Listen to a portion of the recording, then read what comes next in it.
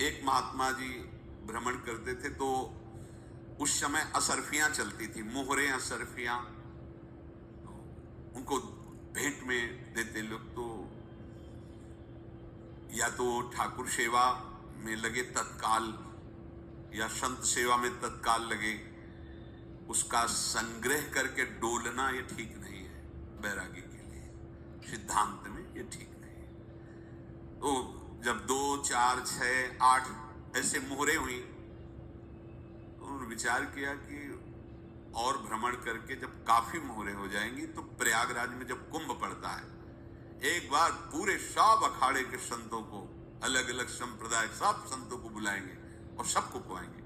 अब साधु है तो यही विचार करेगा, और क्या विचार करेगा। तो उन्होंने ऐसे डंडा बनवाया, बेंत, जो ऊपर से चूड़ीदार और भीतर पोला, और मोहरे उसमें डालते गए। और भ्रमण, जहां जहां श्रद्धालु भगत थे सबके यहां जाना और इच्छा रखना कि एक मोहर तो दे दे दक्षिणा में। कामना कोई भी हो वो बांधती ही है, ध्यान रखना। इसीलिए प्रभु जो चाहे वो करे, अपनी चाह नहीं रखनी चाहिए, अपनी चाह प्रभु की चाह में मिला देनी चाहिए। धीरे धीरे वो छड़ी भर गई। भ्रमण करने वाले महात्मा चूड़ी लगाई, इंतजार करते रहे जब प्रयाग का कुंभ पड़ा तो चले। तो रास्ते में एक गांव में पूछा जाता है, जैसे कहीं रुको कि कोई श्रद्धालु ऐसा है जो संत सेवी है। तो कुछ लोगों ने बताया, हाँ एक परिवार है बहुत संत सेवी है और आपको मिलाते हैं उनसे। आइए महाराज, घर में रुका, खूब अच्छा हलवा पूड़ी पवाया, और जो घर के मालिक थे चरण दबाए। चरण दबाते दबाते उनकी दृष्टि पड़ी उस डंडे पे, इतना मोटा और ऊपर से कुछ चूड़ी सी भी नजर आ रही, इस डंडे में तो कोई रहस्य है ही है। अब महात्मा जी को खवा पिला के सुला दिया। महात्मा जी जब सो गए तो पत्नी से धीरे से कहा, वो डंडा लाओ बाबा जी का डंडा। वो चूड़ीदार जो ही खोला पलटाया तो सैकड़ों मोहरे। ऐसे संत रोज पधारे भगवान, तो आनंद हो जाए फिर क्या। पत्नी से कहा, नाप के कंकड़ लाओ। वो तो महात्मा जी तो खाए खीर पूड़ी, आराम से सो रहे। रात में पूरी प्लानिंग करके उसमें कंकड़ भर के चूड़ी लगाकर सिराने रख दिया, सारी मोहरें हटा ली। महात्मा जी आराम से छड़ी उठाए तो वजन पक्का। वैसे बड़े लोग चतुर होते हैं, पर ये नहीं जानते कि कर्म कितना भयानक होता है। और उनकी कोई संतान नहीं थी, पर धन में इतना प्रेम उनको था। बहुत सावधान रहे। साधु महात्माओं के पास जो अर्थ है, गृहस्थी अगर आता वहीं से है, पर अगर उसको जोर जबरदस्ती या किसी छल कपट से, तो वो उसका विनाश ही करता है। आज तक का प्रमाण है। अब उनको ये भाव पता नहीं होगा, या पता होगा तो लोभ के कारण वो उसको मान नहीं पाए होंगे।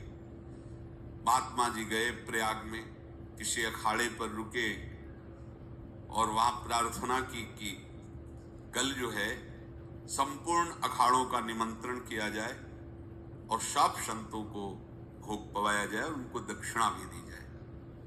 महंत ने सोचा कि बहुत बड़ा है तो उत्सव है, क्योंकि प्रयाग में कितने हजारों संत महात्मा सब। उनका महाराज, बोरो इसमें चीनी और तीनों घी लगेगा, सब व्यवस्था। बोले आप एक एक हिसाब हम करेंगे, हमारे पास सब व्यवस्था है। बोले कुछ तो पहले दे दो, इकट्ठे देंगे हम। उनको था कि अगर हम छड़ी खोला और 2-4 मोहरे दी, किसी को पता लग गया तो गड़बड़ हो सकती। बोले हम भंडारे के समय आखिरी में सब कुछ आपको दे देंगे, ठीक है। वो अपने पास से पैसे लगाकर खूब जितना सामग्री सब लाए, लाखों की, और सब संतों को निमंत्रण कर दिया। संत जन निमंत्रित हो गए, भंडारा बन रहा है। तब वहां के महंत है, उनका देखो भंडारा भी बन रहा है, संतों को निमंत्रण। अब आप अर्थ की व्यवस्था कीजिए, क्योंकि इतनी बड़ी हमारी सामर्थ्य नहीं थी जितना हमने किसी तरह हमने व्यवस्था की। अब मुझे अर्थ चाहिए, तभी आगे की व्यवस्था बढ़ेगी। संतों को दक्षिणा देंगे और जिनसे अर्थ लिया उनको दे। देखो रसोई बन गई है सब। उनका छत में विश्वास नहीं तो अभी था ना कि मोहरे हैं कंकड़, तो जिसे कितना उनको सदमा लगा होगा। हजारों संतों का निमंत्रण, रसोई बन, मतलब संत हो के छल कपट। तो उनका महाराज आपने तो हमारा नाश कर दिया, जो महंत थे। अब बताओ, रसोई बन गई, संत निमंत्रित हो गए, आप ये कंकड़ दिखा रहे हैं हमको। आपने तो हमें बर्बाद कर दिया, हमारी इतनी सामर्थ्य नहीं थी, आप पहले बता देते। संत होकर ऐसा छल कपट। अब वो बोले तो क्या बोले, क्योंकि उनको पता था कि मोहरे हैं इसमें। अंदर से उनका चिंतन गया उसी सेठ के पास, अच्छा ऐसा धोखा हमारे साथ किया, भोगोगे तुम। ये जो निकलता है ना भोगोगे, ये अकाट्य होता है।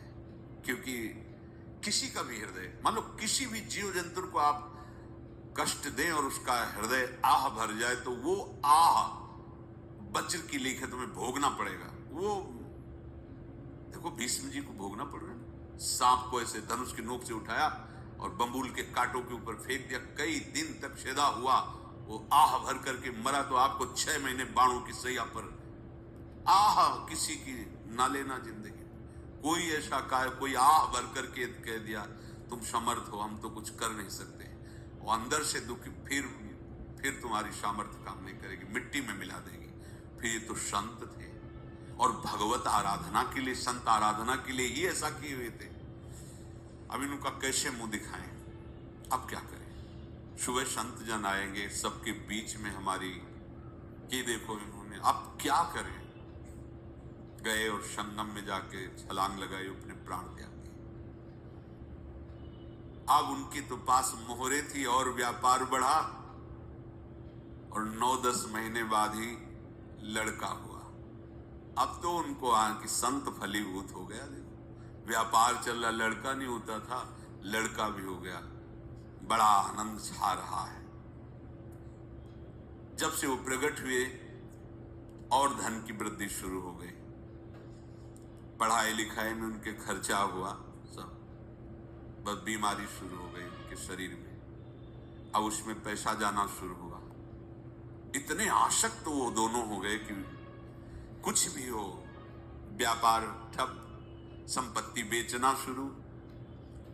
तो उन्होंने कहा कि बेटा मैं क्या कर सकता हूं तुम्हारे लिए। बोले हमारी अंतिम इच्छा है प्रयाग चलो, और जितने प्रयाग में संत महात्मा सबको एक बार भंडारा करवाओ, हमारी इच्छा अंतिम है। क्योंकि अंतिम यही इच्छा थी। बोले अब ज्यादा संपत्ति तो नहीं रह गई, तो बोले घर बेच दो, मेरे लिए ही तो है, बेच दो। मुझे लगता मैं बचूंगा नहीं, पर मेरी अंतिम इच्छा पूर्ण कर दो।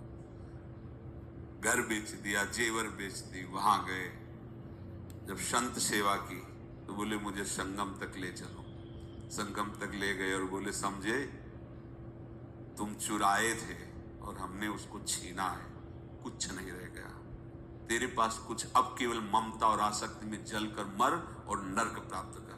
मैं वही महात्मा हूं जिसकी तूने मोहरे ली थी, शरीर छोड़ के। महात्मा को जन्म लेना पड़ा और इनको दुर्गति भोगनी पड़ी। ऋणानुबंध होश में, ऐसा नहीं कि आप जो कर रहे हैं कोई देख नहीं रहा, कोई हिसाब किताब नहीं, जो कर रहे हैं अवश्य में भोक्तव्यम। बहुत सावधान। अनेक जन्मों में अनेक लोगों से जो कुछ लिया दिया है, इस लेने देने को मिटा देने के बाद ही तुम मुक्त हो गए। इसीलिए एक उपाय है, लेना न देना, मगन रहना। क्या? मालिक को समर्पित हो जाओ, मालिक को अपना माना हुआ समर्पित कर दो, खत्म। अहम त्वाम स्वरूपापेभ्यो मोक्षयिष्यामि, सब खत्म। आगे पीछे लेना देना सब खत्म।